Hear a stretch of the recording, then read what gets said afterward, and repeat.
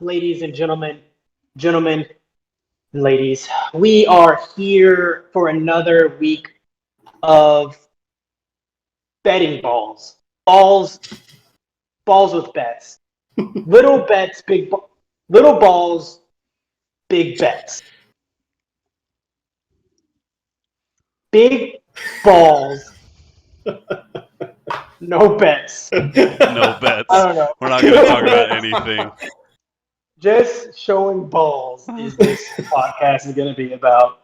But no, we are actually still in the works of getting our labeling Frost for is our, really lazy, so we just haven't been able to get a name together. exactly. That's it. So we are still working with all types of businesses and manufacturing companies to see what's the best labeling and logo for what we're doing. So as soon as we get that, balls will be a part of the name some way or another. Testicles, testicle teasers, We'll maybe. get the Twitter account going, but I'm not going to be able to make it on my end because I'm a criminal and criminally suspended. If Twitter is watching this video, then you suck. Okay. I hate you. Oh wow, Twitter is you would have went the other route and tried to apologize a little Nope, bit. I already went that route. It hasn't worked. Bill Gates does Twitter, right? He's the or is that okay? Zuckerberg. Zuckerberg. All right, that's a Twitter guy. Okay, so little quick recap, like we always do. We're gonna make you guys some money. Money is what we make you. Last week was week 4, of course. Let's go over real quick. Start with Frost. Who was your best surprise, whether it be a position group, player, or whole team? And then right after you respond, go into your not that guy, new segment where you add it on. So someone who probably got the media hype and underperformed, or someone who we've been dogging, right? And then kind of balled out. So not that guy either way. What do you got? Yeah, so my gotta give the Cowgirls some love this week. Let's go, Frost. I've been waiting for this. Offensive line and defensive line played lights out. They were absolutely amazing. Looked really good. Dak did not get touched at all. I think he had a couple out of the pocket runs for himself, but that really wasn't, the offensive line's fault. He was just trying to extend the play. Obviously, the run game took off. Zeke had one of his best games in the last 2 years. Pollard looked great. And then defensively, they had 5 sacks. They were all over that Carolina offensive line. Micah Parsons looked absolutely amazing. Gregory, I believe, had 2 sacks. So it looks like they are, with the release of Smith, they're going to move Micah Parsons in as the middle linebacker, obviously, now. I was hoping they'd move him up to just rush, but, it's their decision. They don't want to tack on that $9 million that Smith's going to get next year if he's on the roster, so they just decided to cut ties, which was a surprising move because Jerry Jones absolutely it's not a Jerry Jones move. Yeah, not a Jerry Jones move. The not that guy, I watched the game against Tampa and the Patriots. I'd have to, whoever made the call, I don't know if it was Belichick, but going for that field goal at the very end of the game made absolutely no sense. I was hoping we'd bring up this topic. Yeah, why would you even think about kicking a field goal at that point? You have I think it was a 50-50 shot of making anything over 50 yards in the rain at that point. And then on top of that, you still give Brady time to come back and win in overtime if they end up getting the ball back. Odds just were not in the favor of kicking the field goal. They should have went for it because Daniel Jones was absolutely on fire. But it just showed – Mac Jones.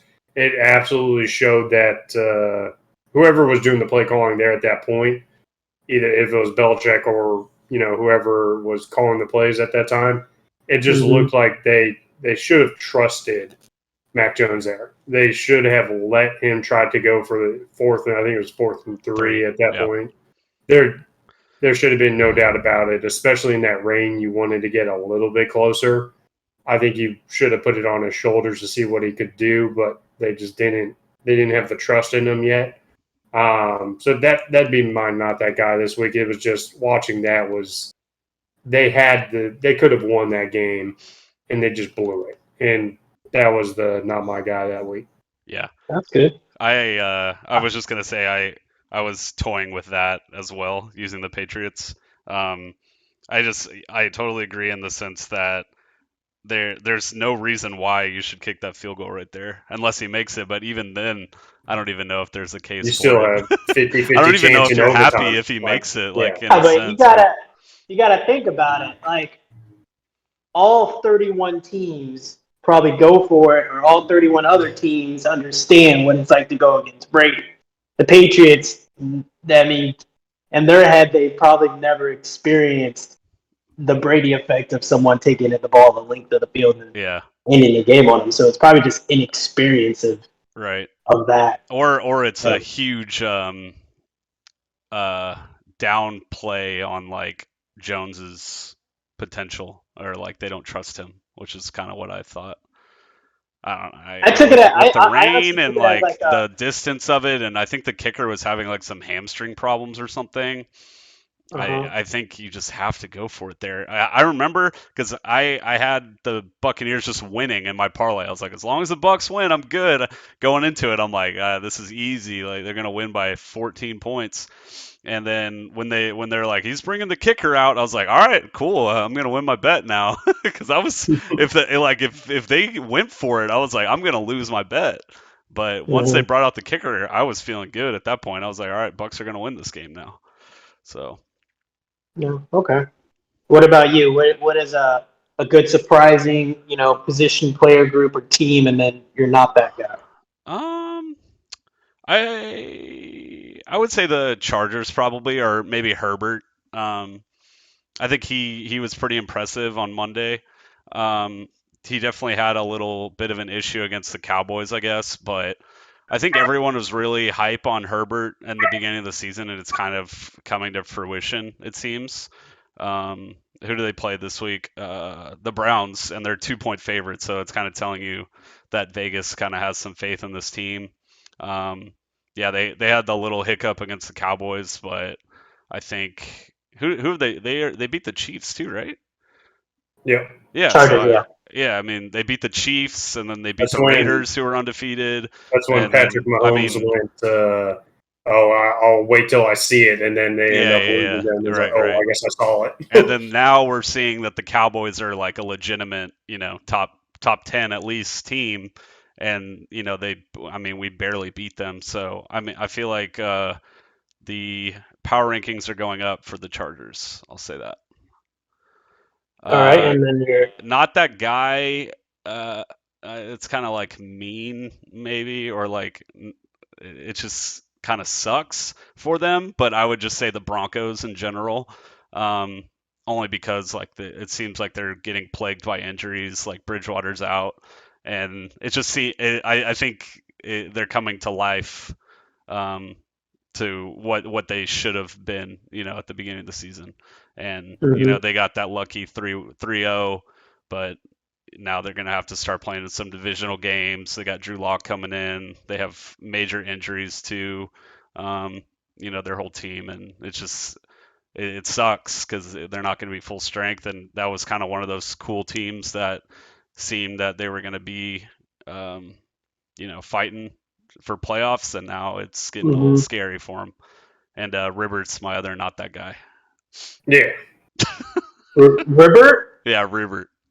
The person. Yeah, okay. Ribbert the person. Okay, I agree with that actually. So real quick, I'm gonna go the people that I guess surprised me was definitely going against it wasn't my lock, but I was going to make my lock. Dude, the Ravens, and you kind of already went into it how they performed against the Broncos, but even though the score, I guess, was only 23-7, it just seemed like from beginning to end, like the Ravens had full control of that game. And of course, we all know how Vic Fangio was really mad with Harbaugh and running the ball with time still on the clock, and Harbaugh was trying to get the record. It just seemed like a bully ball. Like it just seemed like the Ravens were trying to make that statement that we're still the fucking Ravens. Like that's the message. And it was just crazy that they did it on the Broncos, the team that I thought was going to win the game, A. And then B, like you just announced, like this is going to be a team that was supposed to like probably win that division or, make a huge playoff push. And it just Ravens just made it kind of fade out. And then it also glorified the Ravens. I would say all Bronco talk has subsided substantially. Yeah, Ravens. From the Ravens hype. They're going back to just normality. Ravens gave them a huge reality check, and it just showed the Ravens really after that was the week one or whatever. Everyone was doubting them. It was just this was one of those games that just showed like huge statement game. Yeah.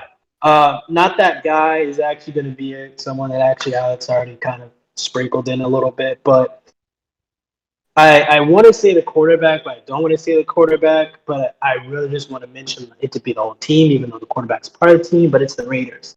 I feel like finally they're going to be exposed for certain competition that they shouldn't be in the league. Like the Chargers put it on them early. It looked like that game was going to be a bloodbath. The Raiders are a second half team, just like the Bengals. Okay, yeah, but Bengals pull it out in the second half most of the time. But for the most part, like what I want to like establish is like we were giving the Raiders so much love, so much positivity, so much like they can actually do it. And they still have like one of the worst offensive line pieces in the NFL. Like I think one of their guards or their center, they don't even rank on the PFF chart because of the spots that they allow. Like there are backups that are on the chart that their starter isn't. And so it's just horrible offensive line. I don't think you saw the thing about Joey Bosa. About Derek Carr, it's like pretty much Joe Bosa said the blueprint is like we knew all we had to do was hit him and he's going to curl up. What we knew is like if we give him pressure, he's going to fold. Like Joey Bosa saying this like about Derek Carr, and he's like he's a good guy, good player, but we knew specifically that if we get pressure on him, he was going to fold up. And so that's unfortunate because I feel like a lot of people had Derek Carr in that MVP conversation. Yeah, and I mean he was good. His player prop on the passing yards last week was like 280, and he had gotten over like 330 yards in the first 3 games. And Vegas was trying to tell us something because when I looked at that line, I was like, how is he only 280? Like he's already got like over 1,000 passing yards this season.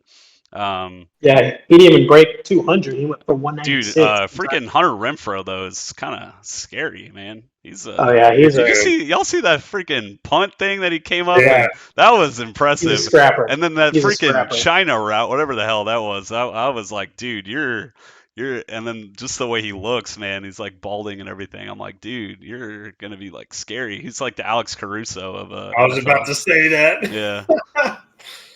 He's like sneaky good, man. All right, guys. So let's go ahead and pull this Band-Aid off. We're supposed to be giving these viewers money. So we're supposed to be helping out these viewers. So, what was your lock of the week, and how did when you're pointing, who are you pointing at? Whoa. Okay. Oh, you're pointing at Frost. I guess technically it doesn't matter since you both had the same result with your locks of the week.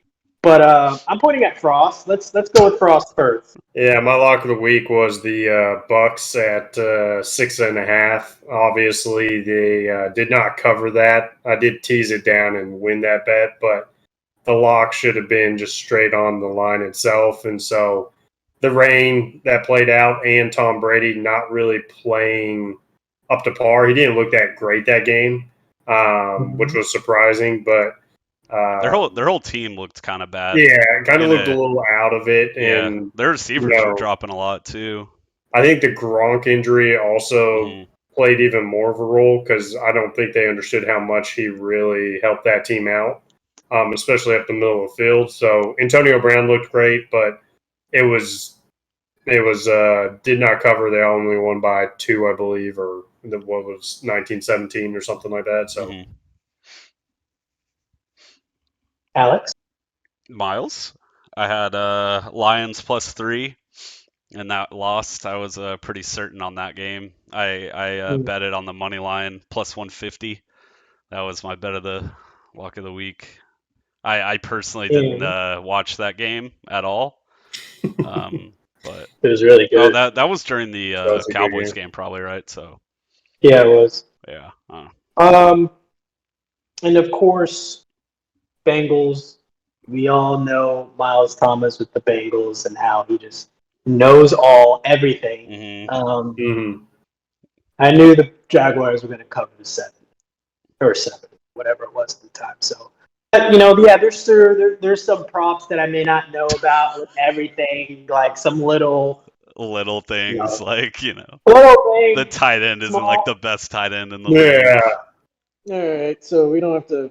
Look, okay, I was wrong. I thought it was funny where Miles was like, "I told y'all, I know the Bengals," yet his tight end got like 100 yards and 2 touchdowns, and they're literally like talking on Thursday Night Football. They're like, "This guy, he's the difference maker on the team," and Miles is like, "Yeah, he's a decoy."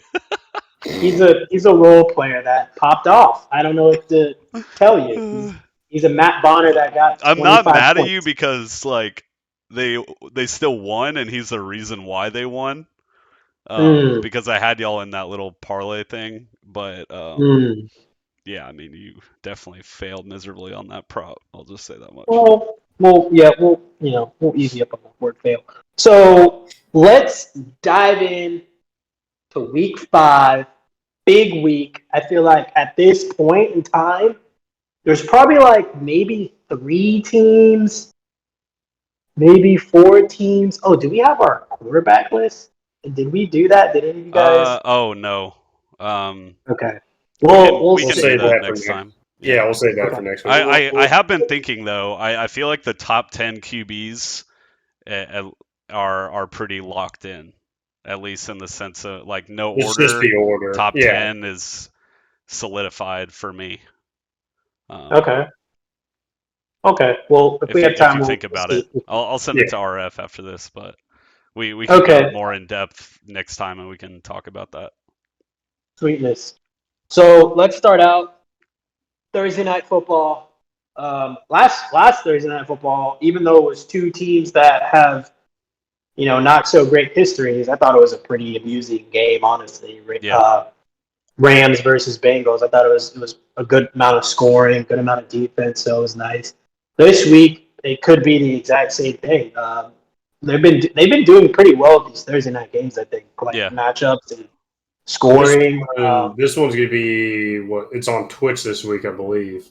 Really? They're doing broadcasts on Twitch, so I think you can actually watch it on Twitch this week. That one guy will probably be playing it, right? Who's the guy that Eddie watches all the time?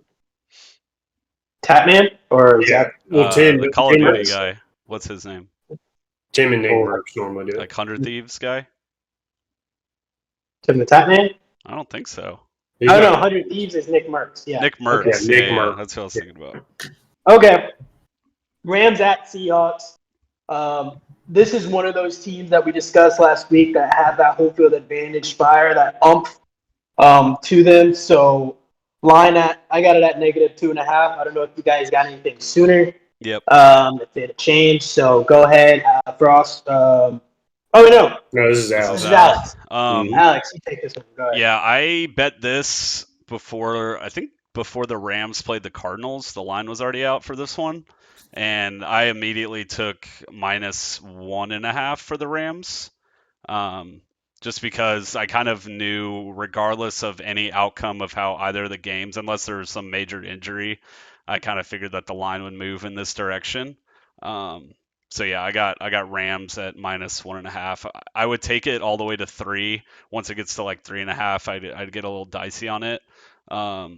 But to me, the Rams are the better team here. I mean, sure, they had I'm not going to look at the chat with Robert, but I mean, I don't think you can like I think that's just saying that the Cardinals are really good, but the Rams are still, I mean, they're still like a Super Bowl contender team. And I'm not seeing that at all from the Seahawks. I think there's so many holes in that team. I think Russell Wilson is the only person that's keeping that squad together. And the Rams to me just have more complete squad. That wide receiver core is so good on the Rams. Geez. But yeah, I mean, I think when it comes down to one of those important football point lines, and it's like we're sitting at 2.5 here, I think the Rams are the move. So yeah, it's a field goal. Yeah. Yeah, on this one, I take Rams at 2.5. Also on this one, I even like Al was saying, if it gets 3.5, then this one you kind of maybe lean more towards Seattle.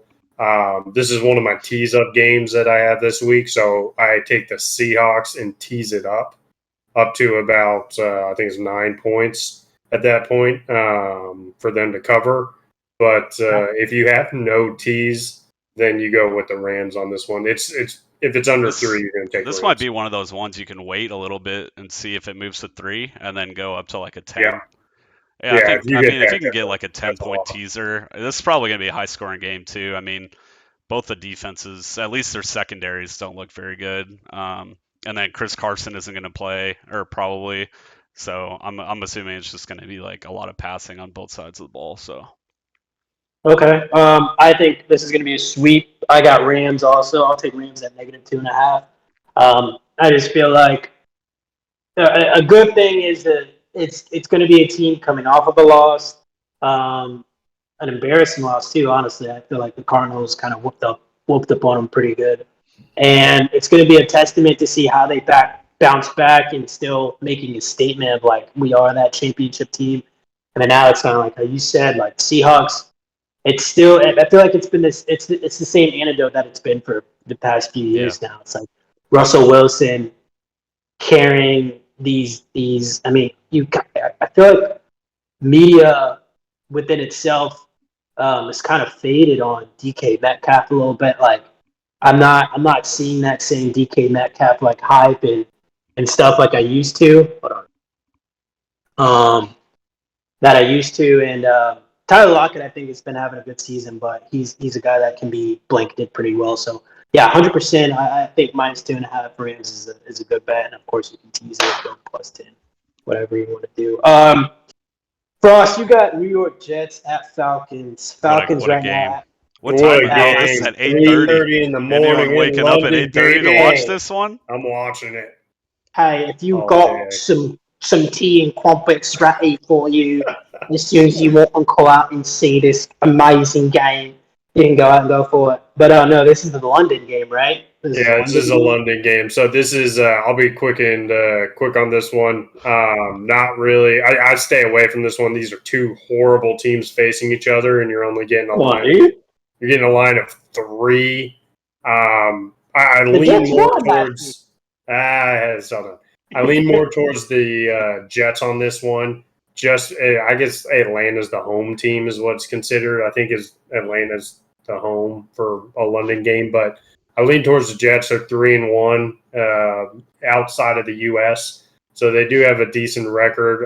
Robert Saleh, it said that he's already had the plan set in place for the traveling and everything like that. He's used to it, so he knows how to get the players acclimated really well. And then you have a lot of old Falcons players that are on the Jets team, actually. So you see a lot of possible revenge, get back at my team with Coleman on the Jets now. But it's one of those things. Both of them are pretty bad.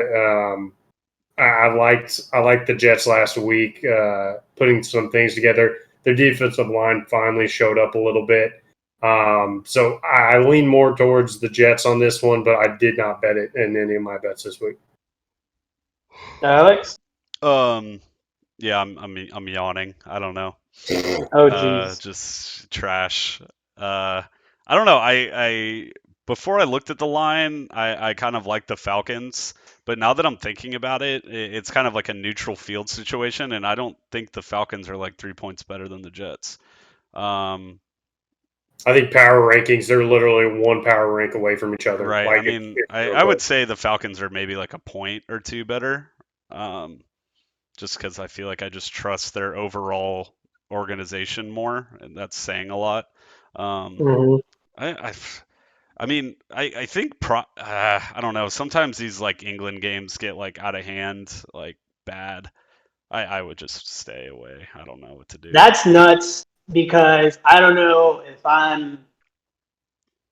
Oh, yeah, I'm biased.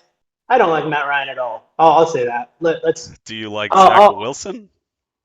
I think Zach. I think I told you guys last week. Like each rookie is gonna have that game where they show flashes. Hell yeah, it's gonna be like, okay, this is why this person was drafted at this spot. This is gonna be Zach Wilson's opportunity. He's not home, so there's no pressure. He's not away, so there's no pressure. This is a neutral field. It's a terrible secondary. I mean, I don't know what you guys think, but I think Zach Wilson is better than Taylor Heineke, and I'm not knocking Heineke, but I think Zach Wilson has the capability of slicing them, like really putting it to them. And then, of course, I think the Jets defense, even though they got gashed for like $150 with Henry, I think they're going to be able to like really put some good pressure on Matt Ryan.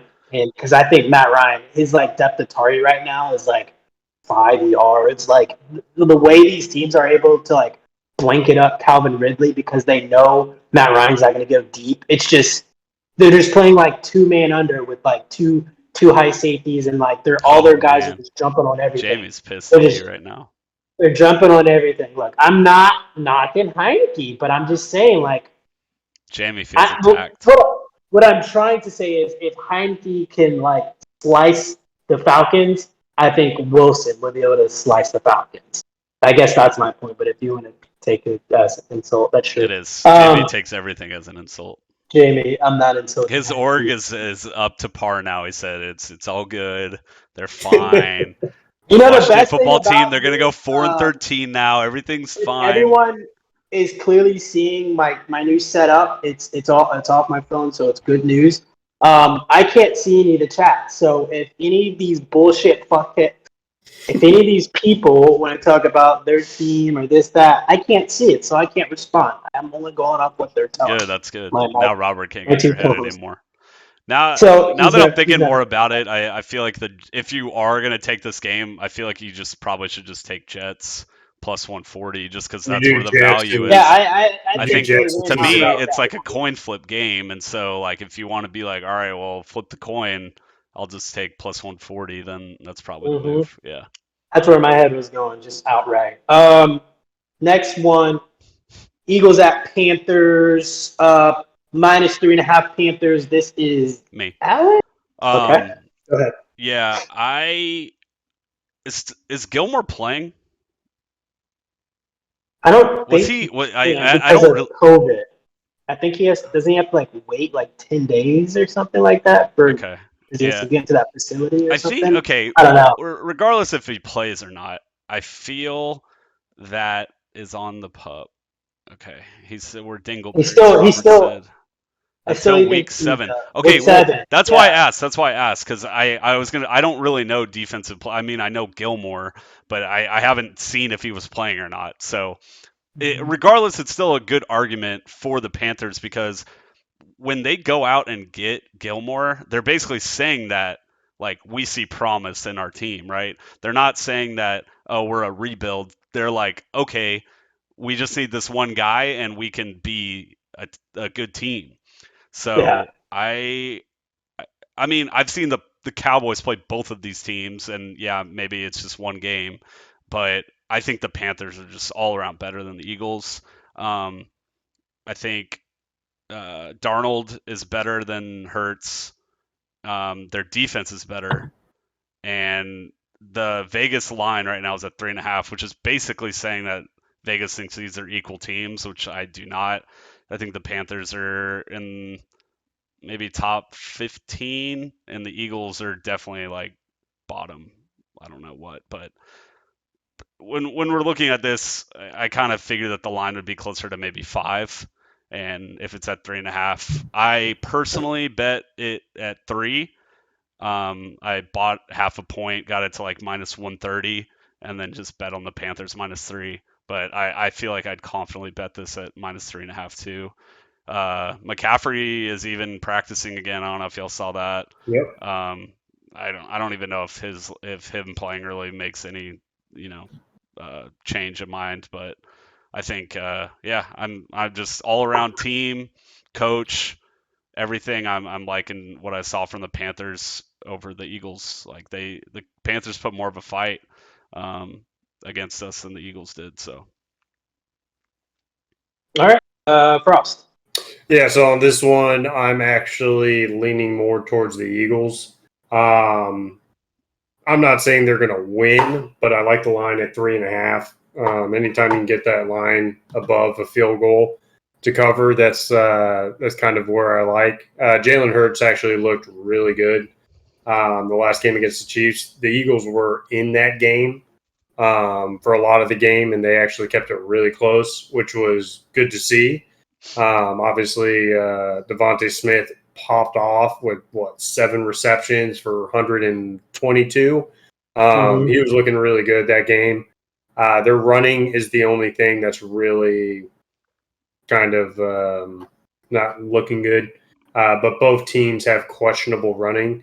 I still feel like Kansas City doesn't necessarily trust their runners as much as the Eagles do. But when you get Darnold and you have Hubbard, I think they're going to try to ground pound that game. I like the Eagles' defensive line still on that team.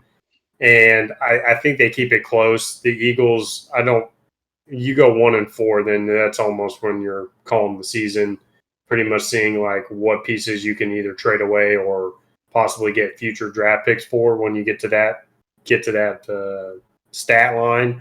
But I think the Eagles can keep it within 3.5. Let's remember that Brent Gray said Miles Sanders is a top 10 running back. Yeah, well, he did say that, yes. So that's kind of interesting that the team isn't using him if he's in the top 10. He did say that, yes. I think I could confidently say that the Cowboys have 2 running backs better than Miles Sanders. If you put Pollard on, okay.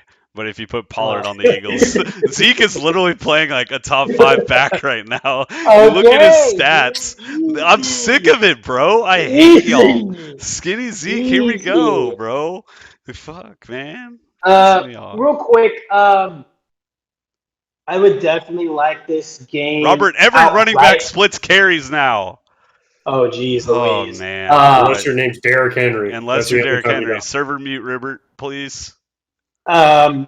Eagles at home, I would love it at, of course, at plus 3.5. But them being away, the thing is, you can see them winning this game. The way they were kind of going back and forth with the Chiefs was really promising last week. But we don't like the moral victories, even though they got their ass kicked at the end of the half or in the game. The Jordan Mailata thing, I think it's huge, even though Andre Dillard's been like their left tackle. He's been playing really well. Jordan Mailata, I think he was my main factor last week also. And in the Eagles covering that 7 points with the Chiefs. If he plays, I would feel a lot more comfortable in the simple fact that he'll be able to slow down Brian Burns and that attack. Shaq Thompson got banged up last week. I'm not 100% sure if he came back. But I just got to go with how they performed against the Cowboys. Both Cowboys really fucked up both of them at the end of the day. But I think the Panthers got less fucked up. Mm-hmm. So no, there was more scare. I mean, the Panthers were beating us in the first half. We also got lucky with that fumble situation.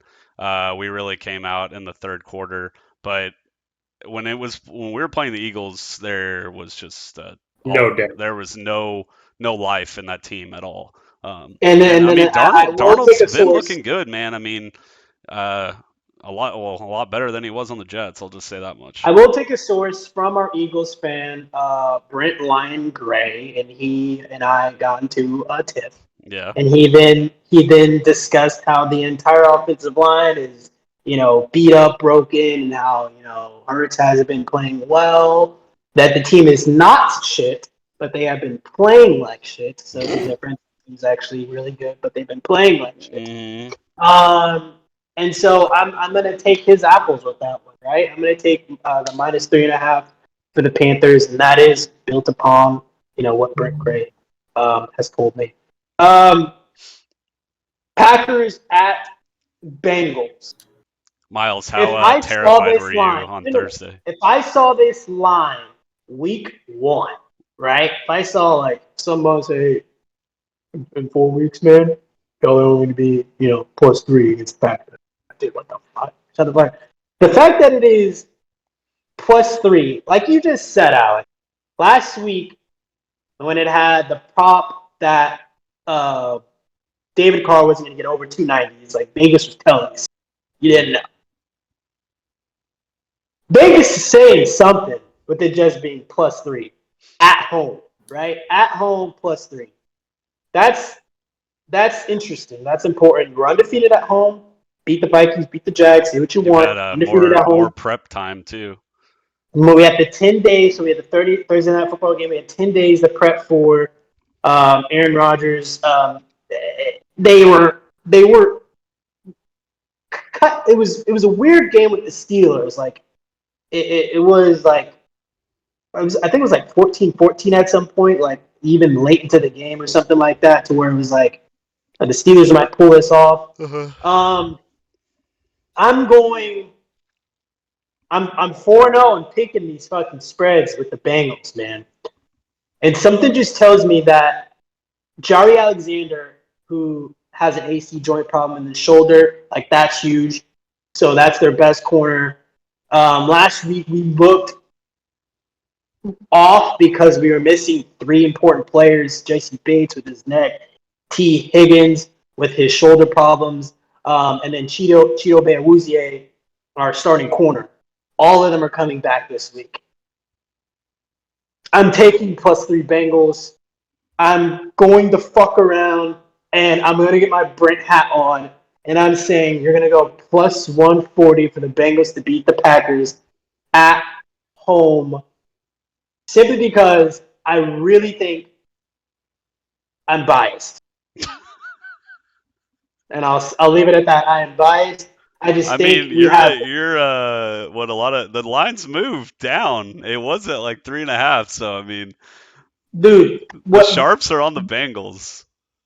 When Joe Burrow's second half last week against the Jags, every drive on the second half we scored without T. Higgins. Y'all were frustrating me because y'all were running so much. I'm like, dude, you just got to put it in Burrow's hands. Joe Mixon didn't practice. There's a huge possibility, right? Joe Mixon does not play this game. I got what's his face in 2 fantasy leagues. Ryan. Yeah. So that means that Joe's going to be throwing the ball a lot more. If Joe Mixon's not in the backfield, we're going to adapt to Joe being in that spread offense, taking it back to LSU. We're going to pass it out. So, and of course, if the Packers don't have Jari Alexander, Packers offensive line has not been playing very well. They gave up 2 sacks and like 8 QB hits last week. That's huge. I'm going to say if I were a fan of neither team, I would take Packers -3, and the only thing that would tell me that is history, right? And it being the Bengals. Me being a fan of the Bengals, of course, I know so much about my team that I feel like there is a wide chance that we win this game outright. I don't know if I answered anything, but I got to take Bengals. If this was like the Ravens, I'll pick the Ravens to beat us. If it was fucking, I don't know, Bills, or if it was the Chiefs, like we're going to lose that game. There's something about this game I feel like we can outperform and beat the Packers outright. So that's me. Frosty. So on this one, I was kind of going back and forth between the good and the bad of both teams. I'm kind of leaning more towards the Packers on this one. Mm-hmm. The only reason I'm leaning more towards the Packers is because of the QB situation that the Bengals have faced. They haven't faced any good QBs. Literally, Big Ben is cooked. They faced what? I don't want to cut you off. Struggling Kirk Cousins. They faced a rookie QB, and they faced another rookie QB with the Jaguars. So if you're looking at it that sense, the thing that's concerning me the most is Joe Mixon, whether or not he's going to play. Because the drop-off from Joe Mixon to Pirine is significant. I hate Joe Mixon as a fantasy player so much, but Pirine, I don't think, puts as much production as Joe Mixon does. So that's going to be one thing that's kind of swaying my pool on this one, but I would choose the Packers because I'm going QB versus QB. They're facing Aaron Rodgers. Aaron Rodgers has been looking absolutely amazing. And Devontae Adams has been targeted. He's unstoppable right now. I don't see any cornerback for the Bengals even. They're going to have to double team him the whole game from what I'm seeing for the film for Devontae Adams, but I just don't see. I can see where you're coming from that the Bengals could pull this off. Joe Burrow did look great last week coming back after being down, what was it, 14-0 coming back. Like, that was huge. And the drives in the second half were absolutely amazing watching that game. I know you were on the edge of your seat the whole time. We were watching it together. So I just think they're facing a QB that knows what he's doing. And that's the one thing I think Aaron Rodgers will be able to pull it out and win this game. But the line's at 3, so and it's at Bengals. So in Cincinnati. In Cincinnati. This is a I think. So they're saying what the Packers would be like actually minus 6.5 or 7. Yeah. At home or whatever. No, okay, if Packers were at home, this would be at least minus 7. But it wouldn't be that, though. What do you mean? Right? Like if it was actually in. If it was in Lambeau, it'd be minus 7. Yeah. Because it's 2. They're saying that home field is actually worth more like 2 points now. Okay. Kind of what you were saying. I choose the Packers on this one, though. This is also Packers. This is the best quarterback the Packers are going to be going against. Also, this. I'm not saying that's Burrow is not Aaron Rodgers. So you think Burrow is better or worse than Jimmy Garoppolo? Because that would be the only quarterback that we would. What about Ben Roethlisberger? They played against Ben Roethlisberger. They played against Jared Goff, Jimmy Garoppolo. How many Super Bowls has Roethlisberger? Okay, so go ahead, Alex. I'm not. Go ahead. Go ahead. Fucking God. I already bet minus 3 Packers, but yeah, kind of what Miles is saying, and it's something we saw last week where I saw the Bucks line and I was like, why the hell is this only 6.5 or 7? And then the Patriots obviously kept that within like 2 points, and I kind of feel the same with this. I'm not really. I remember texting all right when I saw the line. I was like, how the hell are the Bengals 3-point dogs? Didn't I guess it? And I was wrong or something like that? I think it said like 4.5. I don't remember though. But yeah, I mean, when I'm just looking at it as like an Alex standpoint, I would take minus 3. Like I said, I already bet it. I'm locked in. But yeah, a lot of people are on the Bengals. This is one of those things that there's something like I feel like I don't know. Some people are saying that the Packers have a divisional game next week, so they're like not prepping super hard for the Bengals, and the Bengals have had 10 days or 9 days to prep for the Packers. And wait, did y'all see that Jalen Smith is looking to sign with the Packers? Wait, really? Ian Rappaport, the Packers. Wow, you do live. The likely live spot for former Cowboys, Pro Bowl linebacker Jalen Smith. They are finalizing details. We do. I can't wait to put the YouTube video on. Jalen Smith to Packers? Question mark? Clickbait. We're just gonna. If somebody in the Twitch chat could please make me a Jalen Smith with a Packers jersey on for my thumbnail, we'll roll with that. But we can move on. Let's go to the next game. So -3, both of you, +3 me. Even though I was 4-0 in Bengals picks. You know everything about the Bengals. Yeah. I can't wait to hear Miles' player prop of the week for this. He's going to be, Joe Burrow is going over 300 passing yards, and dude puts up like 170 or something. Why would I? What? I don't know. My player prop, even though you guys bashed already, my player prop. I didn't bash. He's just not running as much as he thought. Aaron Rodgers going over 4.5 rushing yards. I think he is more than capable to break the pocket. Which hopefully by me saying this, it basically be him running about 1 to 2 times. Probably. Yeah. All right, let's move on. Patriots at Texans. This is my game. Geez Louise. +8.5 against a Texans team against a Patriots team that played really well against the Buccaneers last week. Texans 8.5 is so much. Texans are at home. Patriots lost. Would y'all think last week Bucks versus Patriots I think it was like an emotional game for the Patriots. Dude, I'm shocked how good the Patriots played, or like Mac Jones too. Another kind of argument that I had last week is like, dude, this is like a primetime game. Dude's a rookie and he's going against Tom Brady. Like anyone would be freaking the hell out, and then somehow they kept it within 2 points. I'm 8.5 is so fucking much. And they're at home too, dude. Mills, your brother is trash. That's not what I'm saying. So is this line saying it would be 15 points if it was? It'd be or 10, like 13 Patriots. 13 Patriots if they were the home team.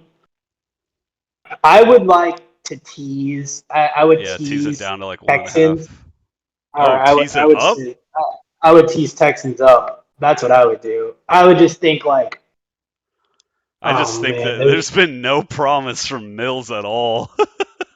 He's so bad, dude. I did the under for his passing yards last week, which is like 220, and dude had like 11 passing yards for like 3 quarters.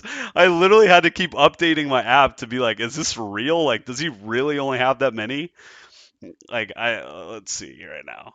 Davis Mills. He had a good first game. He had 87 passing yards and 4 interceptions. I hate that it's only 8.5. I really do. I really do. I see where you're coming from, and in this game, like the Patriots, neither of these teams can really score points, and the Patriots have good defense. I don't know. I don't know if the Texans even score a point. I'm gonna go +8.5. No knock on the Patriots, but I know the Texans fucking suck, but at home +8.5. I feel like I'd be a fool to do -8.5. So many points. All right, so I'm going +8.5 Texans. I'm not going to bet on that game at all, though. That's if I tease it. But yeah, +8.5. If anything, my favorite prop would probably be going under the 39.5, maybe. Honestly, that's such a low total. That's the lowest. That's the lowest total, I think, for an NFL game. I might look at what the total is for the Texans and bet that they're probably like 13 or something like that. I'd probably like that. All right, go ahead, Frost. Yeah, so on this one, I think the gameplay from last week kind of showed that they didn't necessarily trust Mac Jones as much, especially at the end of that game. I think the Patriots go back to the ground and pound. This will literally be this is going to be such a low scoring game. It's going to be the worst first half. I think the over or under for the first half is 20 points, and I think I would slam the under. Wow, that's pretty favorable. Yeah. Yeah, and so I don't think I take the Texans on this one actually, the 8.5. I wonder if you can tease halves totals. Maybe you can. I don't know if you can tease Go half. like under 27. I don't. Yeah, you probably can't, but that'd No, be like I don't. really good then. Yeah, but it's I mean, I like the Texans covering. Obviously, I don't expect them to win it all. 8.5 again. It's one of those lines you wish it was. I wish it was up to 9.5, and I would have no issue at all choosing the Texans then at that point. But at 8.5, you're kind of tiptoeing the line a little bit. But I do like the Texans covering at 8.5. I think if there were 6.5, I'd smash Patriots. Like that would be a hot one. Yeah, but 8.5 just kills me. All right, Alex. I disagree. I'm rolling with the Patriots. Oh wow! All right. Dude, y'all both know I'm a very quarterback heavy person when it comes to like just football in general, and I think right when Tyrod went down, this team is just so bad, and I think Bill Belichick versus rookie quarterback, and I mean you saw what the Patriots did to Tom Brady. Tom Brady only put up 19 points against them. But you understand yeah, for sure. If but anyone still knows Tom Brady, it's Bill Belichick. For so sure. I got. But like, if anyone knows Davis Mills, it's Bill Belichick too. I guess. Dude could probably watch like an hour of his film and be like, "All right, it's GG here." I don't know if I would like take it to like 8.5, but like if I can tease it down to like 1.5. What if the Texans find were another at game? What if the Texans were at 9.5? No, I still wouldn't do it. You'd still take the Patriots. Yeah. Okay. There's absolutely no world that I can be like, all right, I trust this Texans team to like even cover. Like if I had to be sitting there and being like, all right, man, like Mills, you got this, bro. Like Davis Mills, he's about to get a field goal for us. Like I could never say that, and I don't. I I think the best way to do it is like maybe go to the Vikings game, tease that down like 7 points or 6 points, tease down the Patriots 6, and then like bet on those teams just to like win. But yeah, I think it's gonna be low scoring. I think this could be like a complete bloodbath. I think it could be like 27-0 or something. See, that's the thing. I don't think the Texans getting absolutely murdered last week. I don't think they come out like that. I don't think if they get murdered. If they get murdered again, it's who's at the helm weeks in a row. It's over for that. Mills is just so bad that I don't think he's going to put up any offense against the Patriots. I think if you have a chance to get the Patriots defense in your fantasy, then to get them.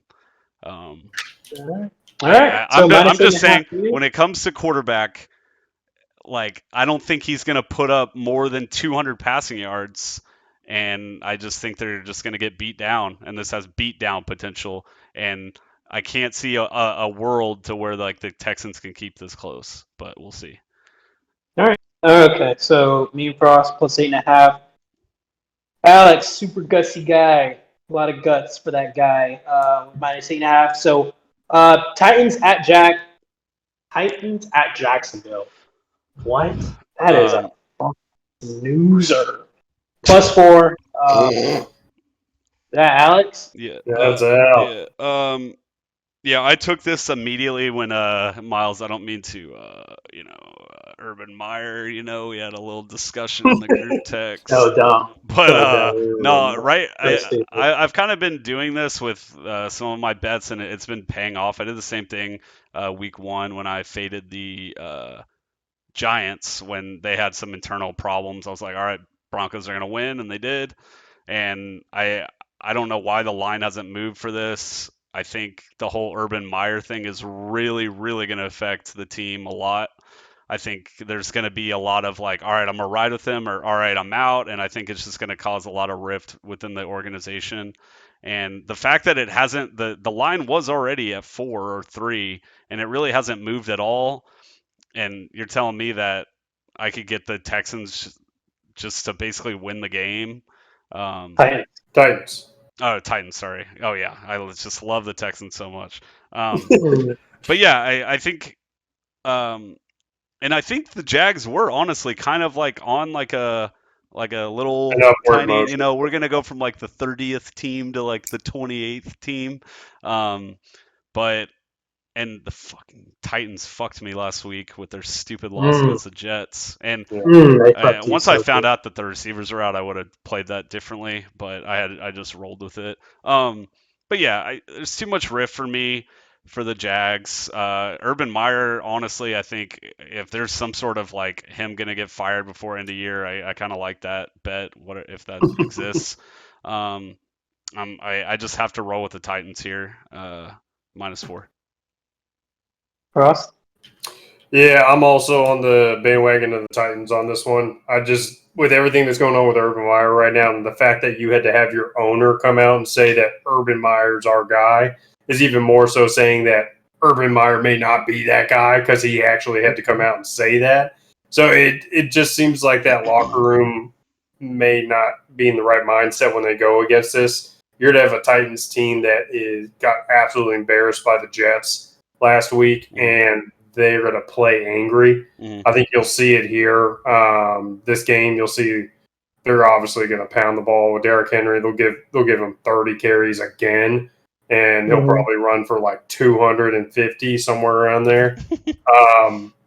As long as Tannehill can stand upright and not throw an interception, I didn't see all the game, but when I was watching, it didn't seem like he was that bad. Tannehill. It was just I think they just didn't have any weapons. No but weapons when I watched like that last quarter, it seemed like they were getting a lot of like fourth down, and it seemed like he was keeping his composure. But yeah, I mean, it sucks that they didn't have their two standout receivers. But yeah, and obviously the injuries are the main thing. You just got to see what happens with Julio and Brown. So AJ Brown did practice today. Julio did not. So there's a chance that AJ Brown does play and Julio does not play. My whole take is this. I think it really depends. I know Robert shared some tweets of like, Urban Meyer walked up to so and so players, apologized, and these players are kind of like, what the fuck? Like, all right, that was weird. Of course, the narrative is like, quote unquote, he's a shitbag. All right, Urban Meyer's a shitbag. With that being said, it's still not known what that team is choosing to deal with that. Like, if they're choosing to be like, we're not going to let this break us, like a Trevor Lawrence, let's say like Trevor Lawrence is going to be that guy to be like, all right, I'm still not going to fucking lose the season. Like, even if they're like, all right, y'all, like Trevor Lawrence could be the one to be like, fuck Urban Meyer, let's still ball out. Like, it could honestly be that from a competitive quarterback like Trevor Lawrence. Like, he could literally say like, fuck him, let's still win this game, because the way what him and the running back Robinson was able to do last week was very like huge, and LaVisca Chenault, like it was very inspiring of seeing how they played against the Bengals. Yeah. I still think the Titans are so fucking bad. Like, I think they're horrible. The Jets sacked Ryan Tannehill 7 times last week, and they weren't able to put up any type of defensive presence against the rookie that we keep talking about, rookie quarterback this, rookie quarterback that. They were not able to harness Zach Wilson whatsoever.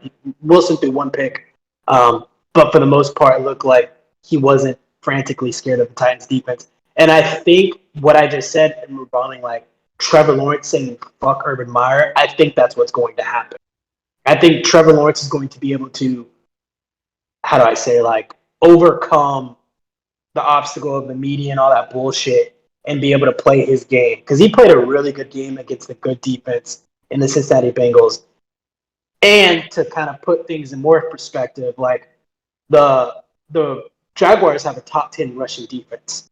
Like, regardless of like it being the Jags, they have a top 10 rushing defense. So that's going to help be able to slow down Derrick Henry whatsoever. He'll get his $130, whatever. But last week he got a $150 off 33 carries. So that says a lot. I'm going to take +4 Jaguars because even though they're 0-4, I take that Zach Wilson beating them to like that shouldn't have fucking happened. Like I feel like we all really saw the Titans like beating the Jets last week, and they didn't do it. And like I said, I do believe Trevor Lawrence is going to be that kind of person to be like, fuck, prove him out. I like a prop, Trevor Lawrence to get more than 18 rushing yards. And yeah, he displayed his legs. A lot. Yeah. He displayed his legs against the fucking Bengals, and they're going to use that against a bad defense in Titans. So that's also that's important. So I'm going +4. You both are going -4 Titans. I just think also Trevor Lawrence, he's gotten better every single week. Yeah, he's definitely gotten better every single week. So I'm gonna think this is gonna be the time he pops off. Broncos at Steelers, -1 Steelers. Broncos kind of came down from their high that they've been on for the past few weeks. Ravens put them into reality. So what do you got, Frost? Yeah, so on this one, I'm taking the Steelers on this one. I'm actually pretty happy with that line. It's pretty much a pick 'em. You're looking at Drew Lock coming in to play because I believe Teddy Bridgewater will not play this game. So you're looking at Drew Lock coming in. You're looking at a Steelers team that is looking at 1-4 to start the season. And of course, this team now, with everything that's happened, looks like they're possibly a 7-8 win seed like team this year, maybe. And this is one of those 7-8 wins that they can get.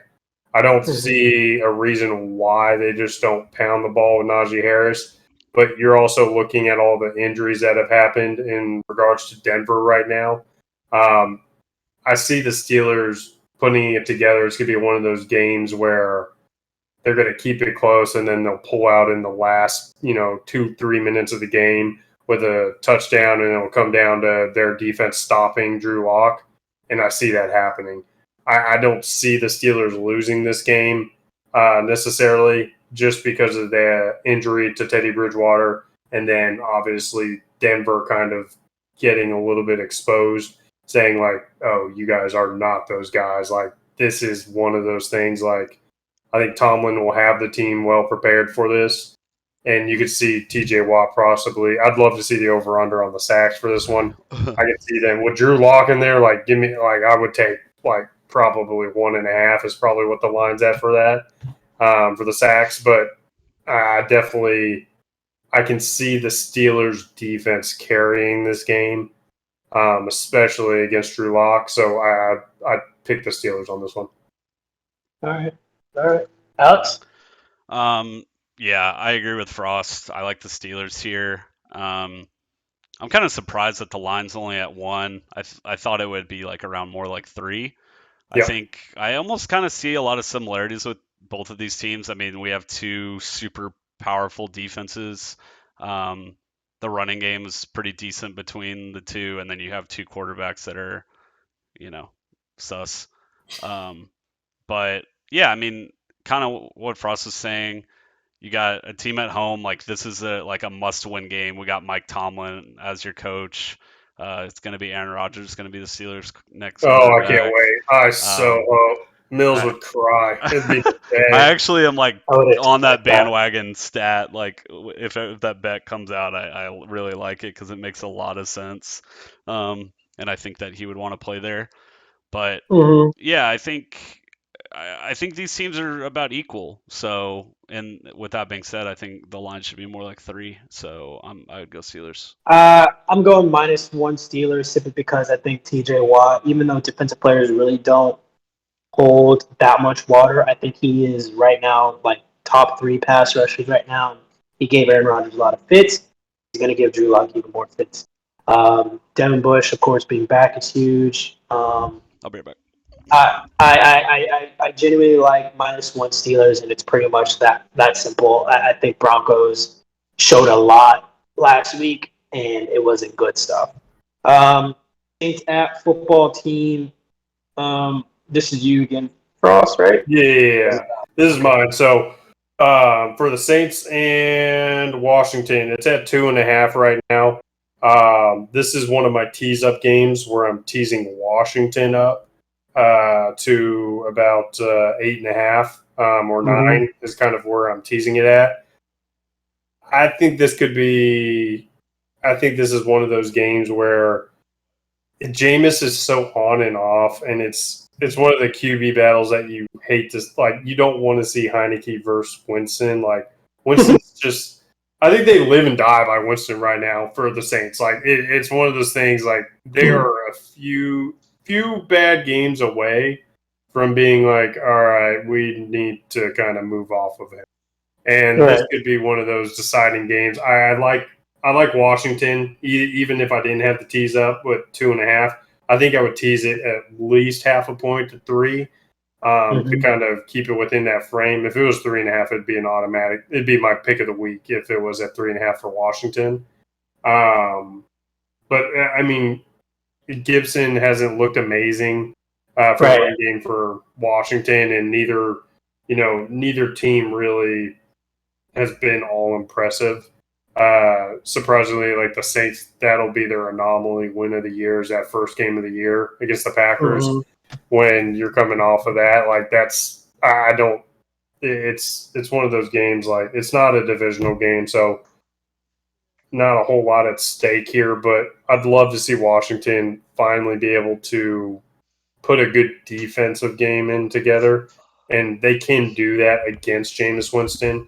Because Jameis Winston just, I don't think he's all there. It's one of those things. It's just, I think he already hit his peak at Tampa for, what he's done.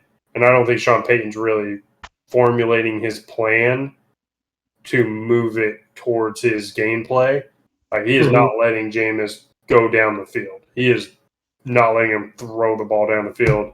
But I like Washington on this one at 2.5. Al, I was saying I would tease it up. It's one of my teasers to tease Washington up to. So would you go just money line? Would you money line Washington? No, I would not. Oh, okay. No. Wait, why would you take +2 and not just money line him then at that point? I wouldn't. I said this is my tease game, so I'd tease Washington up to 8.5. Oh, okay. So you would. Yeah, I stayed off the straight money line, but I teased it out. It's in one of my teasers that I have. And then what teased it for the under probably? Yeah, the under would definitely be the one on this one. Yeah. All right, Alex, you go ahead. I don't know, man. Probably Washington, I guess. I don't. All right. It's kind of like a stay away game for me. I don't think I'm going to bet it. I don't know. Both of these teams just don't really have a lot going for them. Like, I don't even know. I can't. Sorry, Jamie. It just hurts for me to even talk about your team in a bad way. Does Chase Young have a sack yet? Nope. I don't think so. I remember I bet on him to get a sack and he didn't get it. It was one of those like DraftKings boosts. Dude, I don't know, man. Jameis is so bad. Oh. The only good thing right now that I see in regards to Washington is their wide receiver core is better than the Saints right now. Like that is the one thing you're definitely looking at. The under here, even at 44. I'd like it. I mean, maybe, I don't know. Heineke is one of those guys that I feel like it just like can score points out of his ass randomly, or like even score like in a garbage time situation. I think if I were to do anything here, I would maybe just take Washington to win at +115. It's kind of one of those like Jets arguments, like, all right, team at home, like underdog, like might as well just like dabble some money, but I don't know, man. This is so ugly. Saints off the rip. What I'm thinking is, Saints, regardless of what you want to say how they performed against the Giants, I still think Daniel Jones is coming within his own. Like I think he's getting better as a quarterback. I think Daniel Jones has always been like kind of decent though. I feel like I don't think so. A horrible offensive line. I just think his teams have just been kind of bad, and like his coaching staff. I really think this is the first year Daniel Jones took a mature step in the right direction. I really do think previous years he's been like not good. But of course, him not having O-line didn't help that case. Say that to say this. Saints have shown unfortunate woes that their defense being as good as it actually is doesn't fucking matter. Alvin Kamara doesn't fucking matter. And their offensive line that is top 10 doesn't fucking matter. They keep losing. I think week 1 was an outlier, kind of like what Miles loves a week 1 outliers, and I just feel like it's... Yeah. I mean, of course, if you look at that outlier, Saints aren't who we thought they would be, and Packers aren't who we thought they would be at week 1. So with that being said, I still like the mystery of Taylor Haneke. I like his mystery of, I guess, defenses aren't really able to strap him in, of him being like they still see passing quarterback due to lack of melanin, but then they see him running the ball and his speed. Now he's actually pretty quick. And you still have the beautiful effect of Scary Terry. I think that's good. And they have not necessarily not Gibson, but J.D. McKissick. Like the way they're able to put him in the passing game is really, really nice. I'm gonna take that plus 115 for the Washington football team. Just so it can be known, though, me and Jamie did have. I don't want this to be something only Jamie will know, but I want to be clear, right? I want to be upfront. He and I had a discussion out of RF, like, hey, don't fuck with the Bengals anymore. I'll stay off the football team only if they beat the Cowboys. I'll be all at hanky-panky. But wait, so who are between the Cowboys and Washington? Who are you cheering for? This game that we're talking about right now this week, what I'm trying to say. I thought I had you. Taylor Haneke can come out and really perform and put it to the Saints. I think he would definitely go up in my book. And so that's the end of that game and that contact, and that's it. So we're going off to the next game. Lions at Vikings. That's Alex, right? I don't know. Or is that? That's me. Yeah. Yeah. So on this one, the Vikings obviously coming off. I think I have this one with the Vikings and a tease down. So I actually have them down to 1 point, I believe, is what I have them at. So that's a straight pick 'em. I like the Vikings. I think they're still an all-around decent team. I think obviously last week with the Lions, that was kind of that was one of those disappointing things where the Lions, I think they thought in their head too, like, we can win this. Like, we are going to win this. And then after such a letdown of having the Bears beat them, I just I don't see it with them anymore. I was on the train of Jared Goff actually looks decent. He's actually slinging the ball. And this is one of those games where it's going to be a typical Vikings win. Like, Kirk Cousins will throw like 2 or 3 touchdowns, no interceptions. You'll still have is Cook still out, or is Cook in the game? I don't know.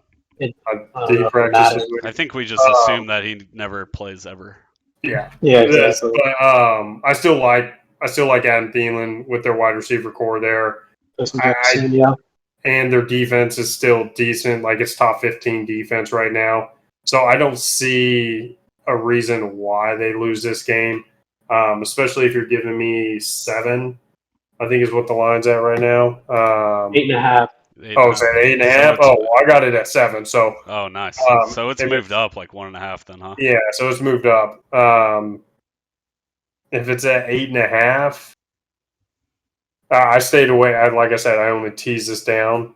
If it was at 8.5, I think I'd take Detroit just to cover, because it's 8.5 points. It's a touchdown, a tutty, and 1. So it's one of those things like, I think Detroit can cover, but in my bet, I got it early on in the for Minnesota. Gotta get those bets early, man. They fucking move fast. Yeah, that moved really fast, actually. So if you were able to get in early, take Minnesota, but later, if I was just going the straight line, Detroit. But I'd stay away from this one.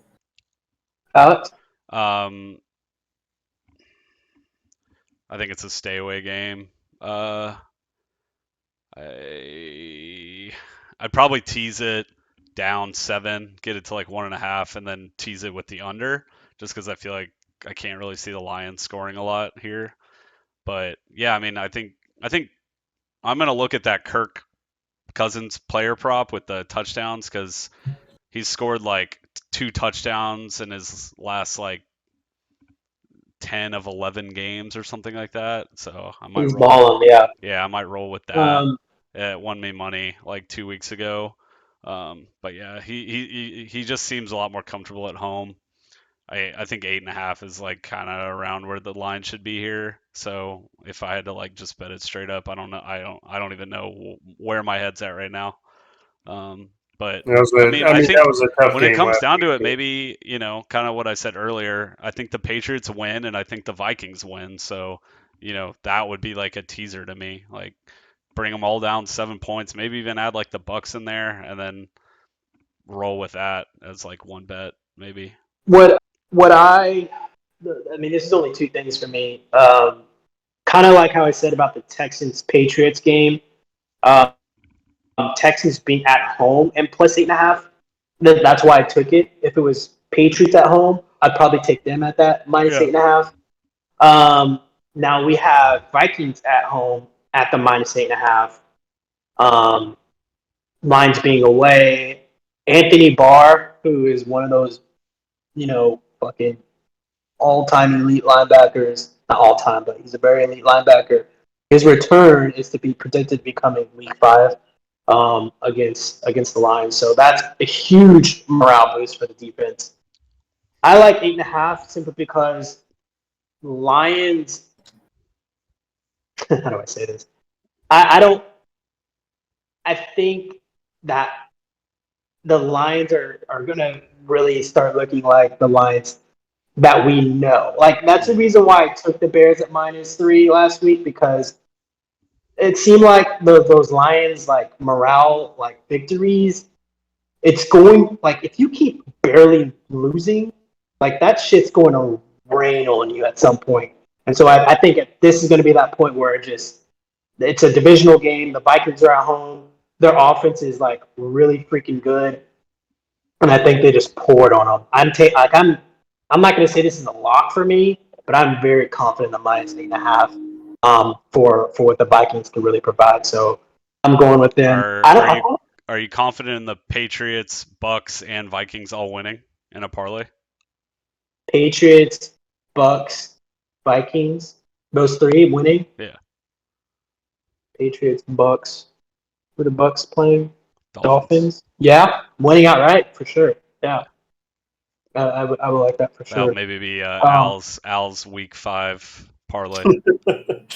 Yeah. How'd those Titans do for you this last week? Dude, like I said, I wouldn't have made that bet if I knew about the receiving. Receiving core. I knew they were gonna. Even when I made it, I was like, I can just see them choke, because I don't like the Titans. I don't think they're necessarily good, but Dolphins at Bucks. We really did think and believe that Brissett would be plus over Tua. He is, but I still don't think that it's showing really strong promise overall. 10 points is a lot. 10 points, it's -10 for the Buccaneers at home. Coming off an emotional win, Tom Brady back at his home. I'm not gonna bullshit this. Like, I'm just gonna do the -10 Bucks, just because the Dolphins aren't showing me that defense that I've like really been like harping on. People have been able to score on them pretty willy-nilly. So yeah, I'm gonna go Bucks -10 and feel good about it. and not sway. I might not even tease that. Like, I might do some type of just straight up -10 Bucks. I just think they're a way better team than the Dolphins. But you go ahead, Frost. Yeah, I think this will come down to game control for this. Both secondaries obviously look absolutely horrible. I think the Bucks right now have like a grocery bag guy on the secondary team right now. So Richard Sherman literally played almost every snap coming off of just getting picked up, and so it's kind of showing right now. Like the Bucks defense is starting to struggle. Miami's run game was one thing I was hoping. Dude, Myles Gaskin has been like the biggest. Myles Gaskin's been the biggest bust of all. Like I almost dropped him I may have. I don't remember, but I'm like, I'm done with this guy. I'm done. Yeah, like Myles Gaskin's doesn't look that good. The wide receiver core for Miami is starting to come together, which is nice. I think we talked about it last week. Like we thought Jacoby Brissett would be, if not at least a little better than Tua for coming in for them. So like you're getting at home. The only thing I'm more concerned about is Brady always has trouble against the Dolphins. He's always had trouble against them. Since it's at home, though, it's not really that far of a game. Obviously, it's within state, so I think it's like a 45-minute trek to their stadium. But I would take the Bucks on this one. I like the Bucks on this. I don't think they're going to lose. I think they'll obviously Leonard Fournette looked great last game, and I think they'll stick to the run game. They'll just go ahead and ground the ball, and I think it'll actually be a low-scoring game. I don't think it's going to be super high. 48's kind of high for this. Yeah, I would actually. It's going to be. I predict it's going to be like that Falcons game. It's going to be low and close in the first half, and they're going to get that running and play action game, and it's going to just be. They're just going to blast off in the second half some way. Like fourth quarter, they're just going to be able to get like 2 or 3 big time touchdowns out of nowhere. Like that's what I'm predicting. Yeah, I could see this could be like I would say this could be anywhere from like a 31-13 game, something along the lines of that, where you're looking at like there's going to be one busted play where Jacoby Brissett throws a bomb, and there's obviously Richard Sherman getting burned by somebody. So it's just going to be one of those. It should be expected, but the Bucks should be able to ground pound the game and absolutely control that game. There should be no ifs, ands, or buts about it. Like you were talking about, Miami's defense just hasn't been there. I don't know what happened. They were a top-rated defense last year, and this year it just seems like it's like the team's not all together. Like it just seems like with the Tua incident, and they were obviously talking with the Texans about getting Deshaun even before all the news. It just seems like that organization just doesn't feel like it's fully there yet. They're not ready to take that next step. So, all right, Alex. Robert Gray in the chat says, "Where was this Dolphins energy last week?" Robert, this week Dolphins +10. Let's go. Let's go. Brissett, baby. I'm rolling with the Dolphins here, baby. Outright +340 win Super Bowl. That is different. Make that your lock. No, Make it right. I was going to say, I don't really like it. But in the sense of like having to pick between the two, I think I'm like leaning towards the Dolphins +10, Robert. I'm so glad. I can't. I think the Bucks. I mean, what are they against the spread? They're probably like 1-3 right now. And I mean, the Dolphins played the Patriots pretty close. I think just 10 is a lot to lay. I mean, I think the Dolphins are kind of like a mediocre team, like a little less than that. And I don't know. I don't know how much I'm loving the Bucks right now.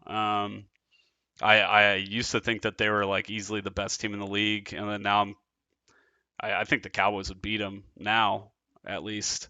Their defense just has so many holes. Yeah, I mean, I'll probably put like the Bucks in just like a teaser or something, like a money line parlay. But if you're Just telling a me, win. like, I would be pretty scared laying -10 on these Bucks from what I witnessed from them. I think their offense looks pretty good, but their defense looks so bad. It's so bad. There's just penalties all over the place. Like the fact that you had to just reach out to Sherman is enough for me to know. And then he's like immediately starting.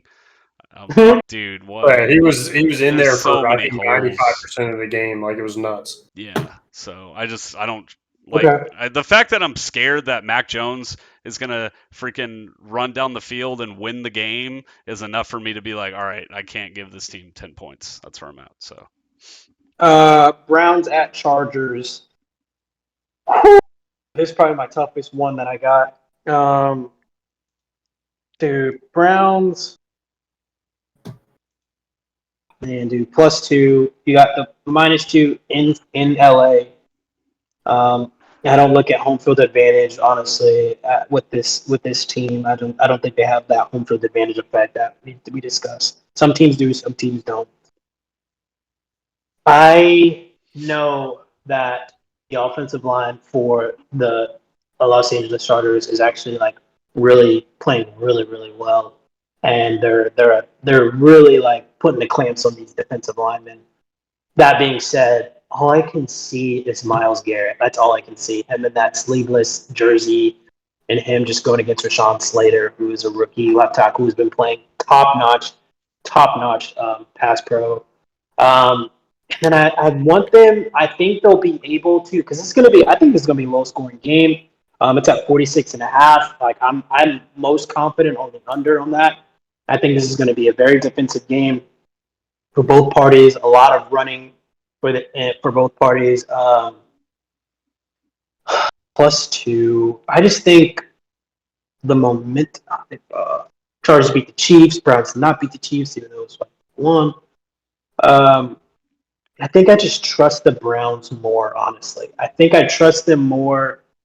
I don't trust Baker. It's not going to be a Baker thing. I think I just trust the running game of the Browns more and the Browns defense slightly. I think +2, like the spread is perfect.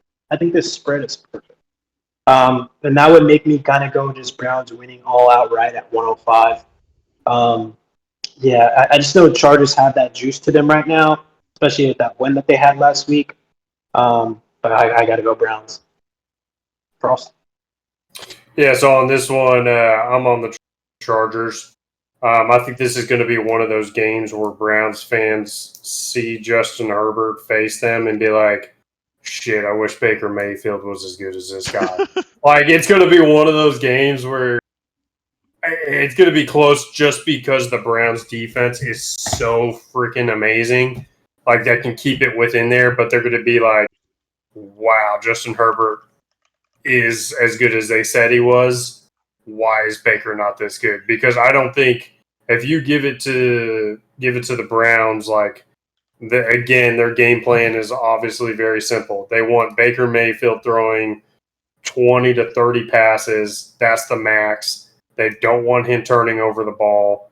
The Chargers defense looked absolutely stout last week, which was awesome to see. Joey Bosa, like you were talking about, absolutely manhandled them. I think they'll have the same game plan when it comes to Derek Carr as they do for the Browns. They're going to fluster Baker Mayfield and make him run or get out of the pocket. I like it since it's almost a pick 'em. I like choosing the Chargers on this one, especially since they're not in the dog pound. If they were in the dog pound, it's saying what?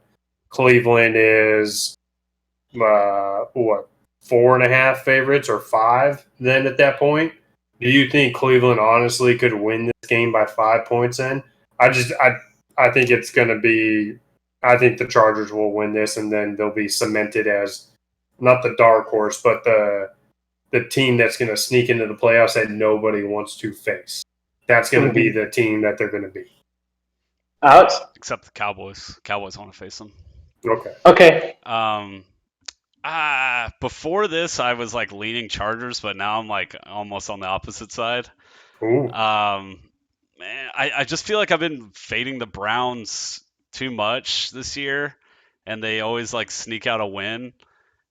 I don't know. I stay away. I think this is. I agree with the under a lot. I think this would be one of those games where you can tease it like 6 points, get the Browns at like +8, and then get the under down to 52.5.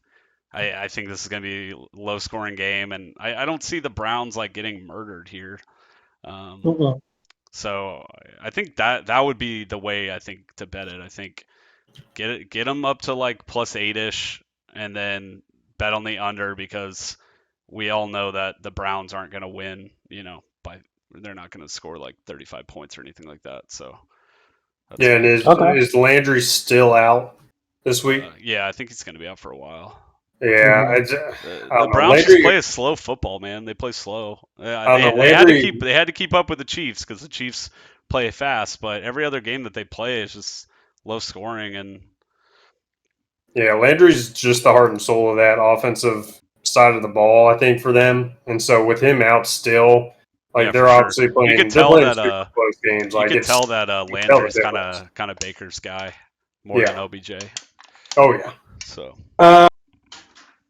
So did you pick Alex?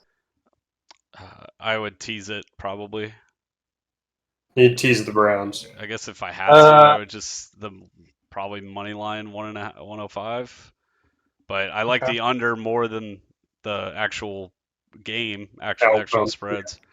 I think I agree with you in the sense I might just bet the under just straight up 46.5 and just feel good. Bears at Raiders. Raiders came down to earth last week. Bears kind of woke people up saying, hey, we're not that bad. We're bad, but not that bad. So +5 Bears. Who has the Raiders? Is that Frost? No, Raiders? That's Al. Is it me? Yeah. Mm-hmm. All right, I'll ride with it. I think Raiders are the play here. I don't love it. I kind of already pick and chose all the games that I like, and I probably only liked 6 to 7 of them that I bet on. But I think if I were to have to pick a side, I'd probably go Raiders here. I think it's kind of overreaction in the sense that everyone saw the Raiders get murdered and the Bears beat the Lions. And I think that the Raiders are definitely the better team between these two. And I'm trusting Carr more than I do Fields. And Montgomery's out. I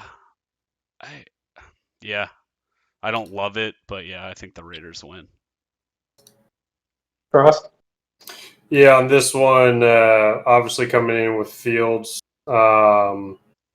it's going to be one of those things where you kind of just look at the QB play, especially for this game, because I think defensively, the Bears probably have an edge up on the Raiders. Mm-hmm. With Montgomery out, that's kind of Montgomery one again. He's one of the key pieces in that offense that really gets them going. He's really good in the backfield. So it's one of those things. I think the Raiders got embarrassed, and I think they're going to play with a little more grit than, let's say, the Bears after coming off of that win. Justin Fields, he hasn't really shown me that he's even in conversation as the top 3 rookie QBs. I don't think he's up there, honestly. He's good. He's good, obviously, outside the pocket, which is great. He's a great runner, but he holds on to the ball too long, and he just doesn't seem to really make the right decisions. So I think John Gruden will come out. Yeah. You'll go Raiders 5? Okay. Yeah, I'm going Raiders on this one. I think John Gruden will be able to actually come up with a plan to get them flustered and kind of really be able to take advantage of that. I think they win by a touchdown, possibly. That's again, I didn't bet this one. I didn't really like this game. This wasn't one of the ones that was very appealing. All right, so that's definitely a clean sweep. I think at the beginning of the week I was thinking Bears. But I just think the Raiders, the Bears lost the Lions due to the fact that they did not know how Justin Fields would be game planned, I guess. And so now the Raiders have film on Justin Fields, and I think the Raiders losing to a good Chargers team is important to note.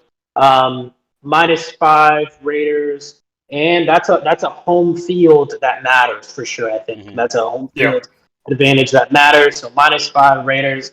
I don't think anyone on that team can guard Darren Waller. That's the only. I think that's the only receiving target. Yeah, I think he's the only one with receptions on the team. So Darren Waller, I don't think Renfro's sneaky, man. Renfro popped off real key. So I think that China route -5 is going to be my play for the Raiders. Giants at Cowboys +7. Cowboys, real quick. I'm gonna put my 2 cents in. Cowboys at home. They have energy. I'm going -7 Cowboys. Easy. Alex. Yeah, I just want to give a shout out to all the haters of the Cowboys. I've been literally not understanding any of the lines. The only one that I did agree with was, and I actually faded them all throughout preseason too. I hate people that are like, oh, you're just betting on your team. I'm like, no, I've actually bet against them all preseason because we suck in the preseason. But the Bucks I was wrong on, but all the other games I've been right, the other 3. And I think the correct move here, and I already made this. I don't know if the over is that high, or was that high at least earlier. I think I got it at like Cowboys -1, and then over like 46. I think is what I got, or over 45. I just teased both of those, but I think I would probably like the Cowboys at like 7. Yeah, if it were 7.5, I'd be a little more fishy about it. But I don't know. I think the Cowboys are a top 7, 8 team right now. We're at home, where I think our home field does matter. I think our fans are pretty excited with where our team is right now. And then I mean, the Giants have been looking good. I think the Giants at least can keep games close. But this is the best our team's looked in 5 years, man. Like, we got a defense now. Our offense isn't just reliant on Dak. We have our 2 running backs. So I'm just gonna keep riding on the Cowboys. -7, okay. Frost. Yeah, on this one, I hate to say it, I'd take the Cowboys on this one. Daniel Jones has looked amazing, which is great. Obviously, the Cowboys had those 2 interceptions this last game, but they still get torn up through the air. That's the one thing that's a little concerning to me, is I think that the Giants, in all their games they've played this year, they keep it close. And that's the one thing that's kind of a little scary for me.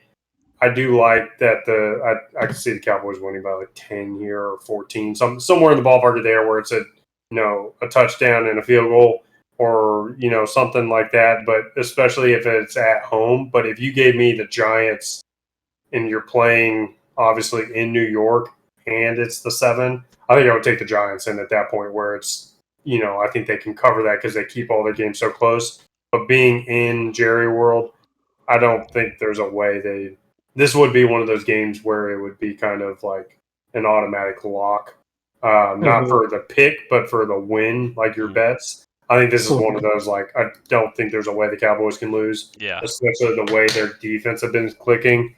I just don't see it. And Zeke, obviously, coming off of one of his best games in the last 2 years, I think they're going to ground and pound, and that obviously New York's going to try to get Saquon going. But it's one of those things. I think if the Giants want to keep this close, they need to go through the air. Y'all probably hate this, but there's a lot of sharps betting on the Super Bowl for the Cowboys.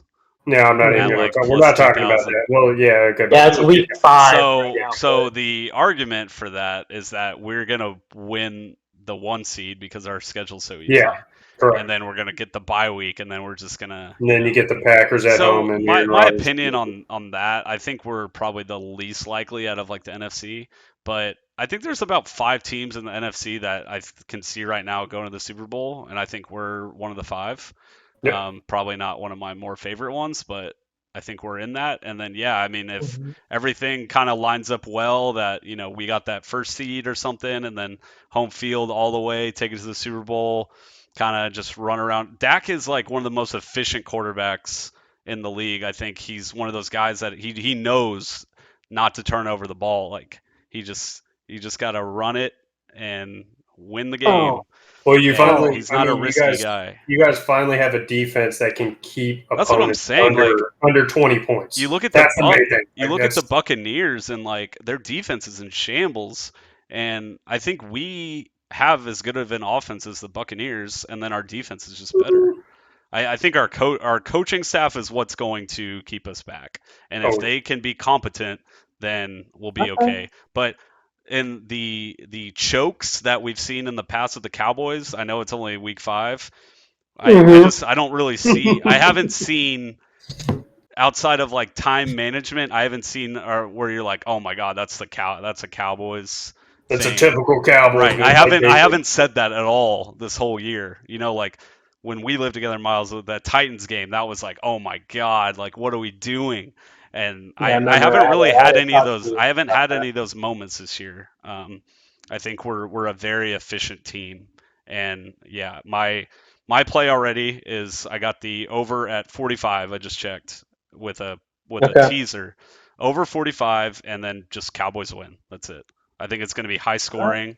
The Giants and Cowboys are probably both going to score. I think we can even score on defense, man. Like Diggs going to get a pick 6 or something. And then, I think we win. Christ. Miles, okay. Just give us some. Okay. No. That's fine. No. I like everything you said. I 100% agree with. 49ers at Cardinals, minus 5.5. Cardinals big win last week against the Rams. 5.5. This is Alex's, right? Yeah. Yep. So I bet this like immediately on Sunday night or whatever. I think I got it at like 4 or 4.5. So the line's been moving already. I've been saying it all year. I like the Cardinals, obviously. I think they are probably at least top 3 right now in the NFL. I think the Bills are definitely up there for me. Yeah, maybe Where Cardinals 1 or 2. Where are the Chiefs? I think they just have a lot of holes on defense right now. I think they're kind of like the Bucs a little bit. I would like low key think at this moment right now, I like the Cardinals more than the Chiefs. Okay. And then I think the Cardinals are like not like on the same level as like the Bills. But kind of like what I said, there's 2 teams in the AFC I really like, Chiefs, Bills, and then there's 5 teams from the NFC that I'm like, all right, any of these teams can win the Super Bowl. So I have about 7 teams that I can see winning. Cardinals are one of them. And I've been fading the 49ers all year. It's worked out well. I picked the Seahawks last week. Jimmy G went down. There's going to be a whole lot of different offense with Lance. I think they're plagued with injuries, and I think I would take the Cardinals up to like -7 here. Honestly, I think they should be the easy win. I'd be pretty shocked if they lost this game. Okay. I'll go real quick. -5.5 for the Arizona Cardinals at home. Look, I'll say it on television. Look, I don't like Robert. My friend, I don't like him, and I don't want him to think for a second that I'm saying this because of him. But I do believe that the emergence of AJ Green is a lot bigger than I probably anticipated. I did believe he was somewhat of a shell of himself. He's still not AJ. He's not the AJ Green that was in Cincinnati at all. Nowhere near the AJ Green in Cincinnati. But he is able to beat the number 2 corners on the other team, number 3 corners on the other team, which is key. Let's say this: rookie quarterback in Trey Lance. Who knows what Kyle Shanahan's been giving him? I think him and Lance and Jimmy G have been, splitting the first team reps this entire season. That being said, I'm going to ride the hot hand of the scoring of Kyler Murray. I see Kyler Murray, and I just see points. I don't see points with Trey Lance, and I think that's what it kind of comes down to. Of course, them being at home matters. So -5.5. I'm not confident in it. I wouldn't say I'm like as confident as you, Alex. I would not go -7 because I still think coaching matters, and I still like Kyle Shanahan, what he'll be able to do. But that being said, yeah, I'll go -5.5 Cardinals. I'm sure he's typing some bullshit, but we're gonna. Garrett's even I typing can't see at it. you. Yeah, I can't see it, so it's fine. We don't have to talk about it. Ross, what you got? Yeah, I think I'm on the side with Al on this one. I think this is almost a lock. Trey Lance's numbers are a little exaggerated, to say the least. He literally had that one pass to Samuels or whatever this last game. I remember that. He was wide open too. Wide open on 30 yards. Like, it was stupid. Like, so his numbers shouldn't be as good as they are. I think, especially if you're putting Trey Lance in, they're prepared. They obviously, Kyle Shanahan knows that this was the move either way. They were going to move to this, so I don't think it's going to be like a Chicago Justin Fields situation where they were like, they just threw him to the wolves and said, fuck it, let's go. It's going to be Trey Lance. They will have a game plan, and they will have everything there prepared for him. But the way the Cardinals are playing, there's no way I could bet against the Cardinals right now. Like, they are absolutely on fire.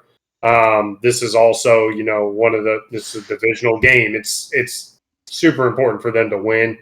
I could see, I'd love to see Christian Kirk, Robert's favorite wide receiver that he disowned last year. They have a. Is that asshole saying, what about the receiving core? What about the receiving core? Have a good tutty. The whole chat is cracking me up. I can't focus. That's an asshole. I will say this also. Robert and Hack and Garrett are all just typing. I can't. Cardinals do have currently the number 1 rated PFF corner, QB or CB1, and Byron Murphy. Robert showed me that this morning, so that's huge. I thought he was a slot guy, but he's actually an outside corner at this moment. So that's something Trey Lance is going to have to get acclimated to. So maybe his first read's not going to be there. Still have Chandler Jones, J.J. Watt. So wanted to put that little nugget in there. Bills at Chiefs. This is me. This game I'll go ahead and also put in my lock of the week. Bills plus 2. Bills plus 125. Like, I feel like that is just going to be the fact that it's 2.5.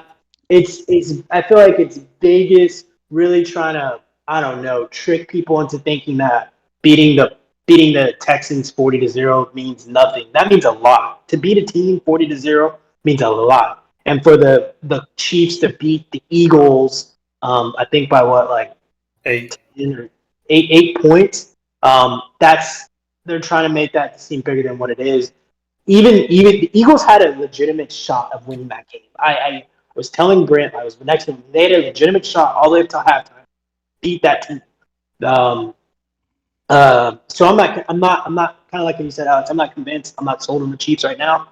A lot of holes defensively. Bills, the only time we actually saw them back is week 1 against the Steelers. That's the only time that's the only time we were like, what? Like, what the fuck? Like, what is this?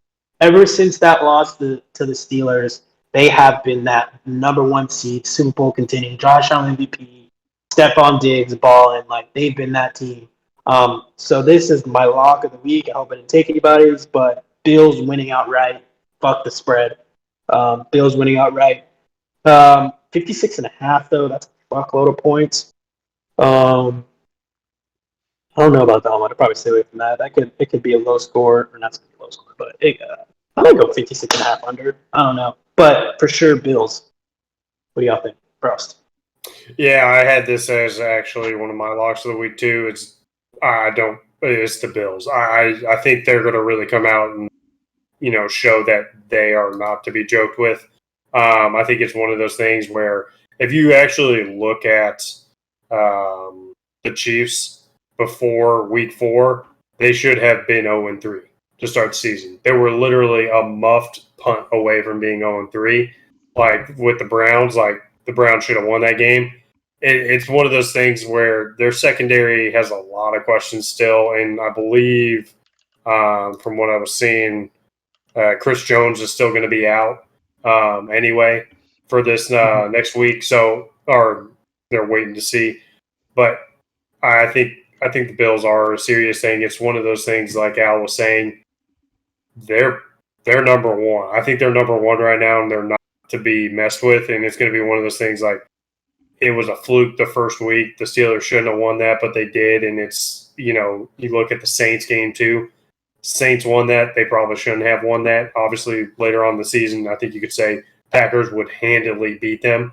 I think they'd be like, if they faced again, it would be like a 10.5 or 14-point spread, somewhere around there, like if they face the Saints again. So I think the Bills will come out and handle business, and I love this pick this week. Alex? So for this one, I texted Pierce to make a bet on the Bills money line plus 135. Right when the line came out, I'm pretty sure Pierce did his annual. Well, are you sure the Bills win this one? Which I've 2 for 2 on that with Pierce, and I think he tailed me both times. But I did that same thing with the 49ers and Packers, and the Packers won that game. Obviously, that was like by a field goal or whatever. And then the Seahawks beat the 49ers, and that's what I did. And both times, Pierce, are you sure they even win? I said, I don't care, Pierce. I like the value here. So same thing. I think it's probably like a coin flippy game. Honestly, I'd probably agree with y'all in the sense that like I don't see. I think the Bills should win this one. Not super confident, but in the sense that I already got plus 135. I like that value. So, okay. Looks like there's all around love on the Bills. Monday Night Football, Colts at Ravens. Colts shut me up going against the Dolphins and beating them by 10 points. Ravens shut me up by beating the Broncos pretty handily. These two match up on Monday Night Football. I love Lamar, even though he didn't show up this past week. I like Lamar on prime time, even though, or not this week, but he didn't show up this year against the Raiders. They were really wonky at week 1, really bad. I think they're getting their groove back together. Being able to get behind that running game. 6.5 points. Golly gee. Not in love with that, for sure. Not in love with that. I kept telling myself just go 6.5 Ravens, but I don't know. I can see the Colts coming out pretty slow. I'm just gonna run the hotter hand, and that is the Ravens. It looks like they were able to connect a little bit more on those deep balls with Hollywood, and so that's all they really need to do again. I'm gonna trust Lamar, AFC North, tough team, that they come out and they put it on the Colts and they cover that 6.5.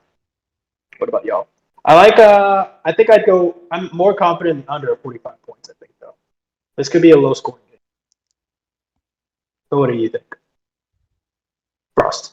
Yeah, so on this one, this is one of my teasers. So I actually teased the Ravens. Teased it from 6.5, obviously, to 0.5 point to cover, or pretty much just to pick them. The one thing is the Ravens have been playing all this pretty close. Obviously, last week they dominated, which was great to see. I think a lot of people had questions on them after week 1. If you're going the straight line right now at 6.5, I think I would still lean towards the Ravens. Carson Wentz did look good last week, though. He did dice up that defense, which was surprising. So it was one of those things for Colin to be happy about, and for Brett to be happy about, because just keep in mind, the more he plays, the better chances you get a first-round draft pick. Just remember, Brent said that Wentz was a top 3 quarterback and Miles Sanders top 10 running back. And who gets flamed for their takes in NFL? You! Alex does. You! But nobody says anything to Brent when he makes because these ridiculous takes. Well, half the time Brent's high, so that doesn't matter. Brent's always high. I do like Lamar in prime time, especially on Monday night. The one thing you look at though, is kind of disheartening is the Ravens when they're at 7 points are favorites. They don't cover the line. So if they're more than 7 points, then they don't cover the line. If they're under 7 points, they typically cover the line. I like the Ravens' defense on this. Their defense has been playing lights out right now, and so I take the Ravens, but I did tease them down in one of my tease bets to just kind of secure it to make it a pick 'em. And it's one of those things. This may be one of those games where the Colts finally get shut out for the season. Like it's going to be like this could be a bloody game too. So you just never know. All right, Alex. Yeah, I think there's all around agreement here. 6.5. I trusted the Colts like one game this season. I don't know why. Against I think it was the Rams, and I'm off of them until further notice.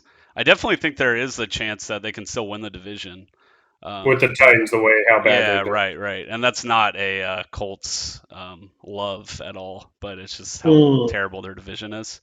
I think it's definitely going to be them or the Titans. But yeah, I'm a roll with the Ravens here. They do seem as if they're playing a little bit better, more on track, and I haven't seen anything that will make me enticed by the Colts. So prime time, we'll ride with Lamar over Wentz. Hollywood Brown. So I had my lock of the week with the Bills, winning outright. What do you guys have for your lock of the week that we can help our viewers make some dough? My lock of the week is going to be the Steelers.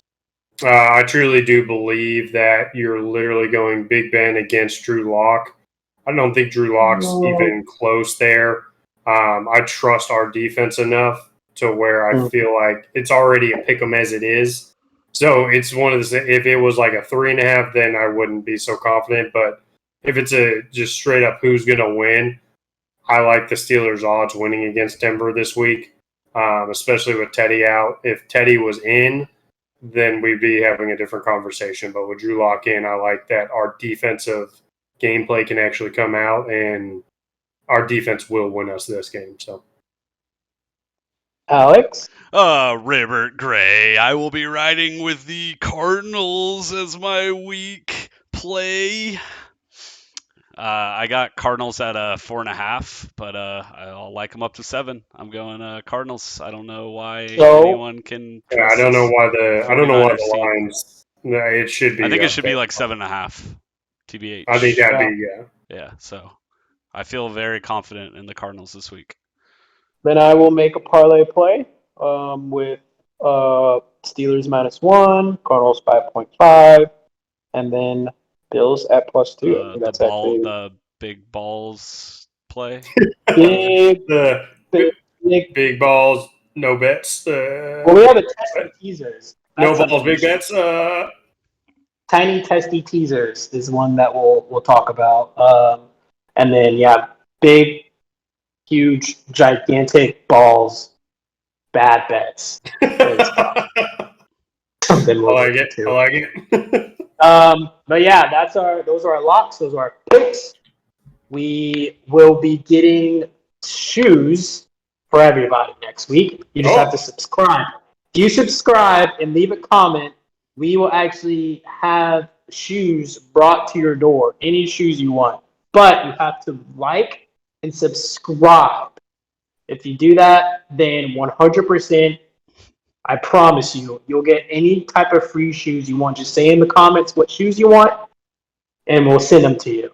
100%. No lie. Just do it. Any final words for you two gentlemen? Go Cowboys. Nice. I think what we're seeing this year is the Colts division is now the new NFC East of last year, where all the teams were just absolutely atrocious, and one team's going to kind of limp out. We're seeing the Cowboys' transformation into a competent team, which is good to see. Mm-hmm. They're finally competent Cowboys. The competent Cowboys. There we go. That's good. Still hate them with all my guts, but glad to see that they're actually. I think the release of Jalen Smith was a big deal, especially showing how much love Jerry Jones had for him, and they still released him. So it's one of those things. I like the steps they're taking, and I think they will start to become more recognized as back in the powerhouse days. Like they are starting to head in that direction, which is something you want to see out of that because they're a huge ambassador to the NFL. So, all right, Alex, nothing good. Aaron Rodgers to the Steelers in 2022. Oh, please give me first. Give me Aaron Rodgers. Longhorns are going to beat OU on Saturday. Oh yeah, dude. Lock of the week. Not if my knuckle sandwich says anything about it. I'm not very hungry. OU's taking Texas down to the ground. I'm not very hungry. We're going to see Miles at Bottle Blonde on Saturday. If anyone wants to do a meet and greet. If OU wins, Bottle Blonde will do the whole 9. But Pierce has to be there also. Yes. Depressed pair. I want him drunk, lost in someone's car with Riley, and he has a knife, and he just falls asleep. With Riley and a knife, and he wakes up and he's scared. That's what I want. All right. So that's our Week 5 picks. Get those locks in. We're pretty confident on them, and we will see you guys next week. Shalom.